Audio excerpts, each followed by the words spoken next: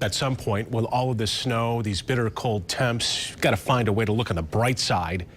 Could all of this snow and cold actually benefit us somehow with maybe fewer bugs and higher lake levels come springtime? Well, new tonight, 24 Hour News 8's Tom Hill, and he spoke with a biologist to find out. Tom, what do you know?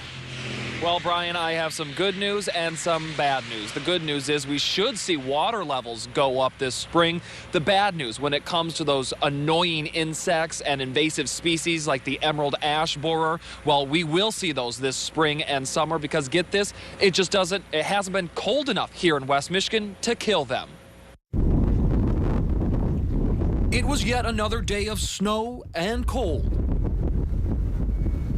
And if you were one of the people that thought all the snow and the frigidly cold temps might kill off those pesky and annoying bugs, like the mosquito, you'd be wrong. Insects have been around for a couple 100 million years, and through evolution they have lots of ways to be able to tolerate the cold. If not, they wouldn't be here. Dunn, an entomologist at Grand Valley State University, says while it has been cold here, it hasn't been cold enough. It would take several days with temps 10 to 20 degrees below zero, like they have seen in northern Minnesota, in order to kill the insects.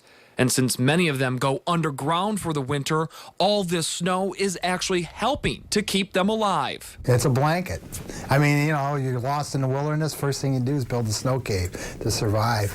Right during the wintertime, and they're under that snow and it's warm. But if you were looking for a silver lining in all of this, Dunn does have one to offer. And the good insects will survive, and we do need the good insects to have well-functioning ecosystems.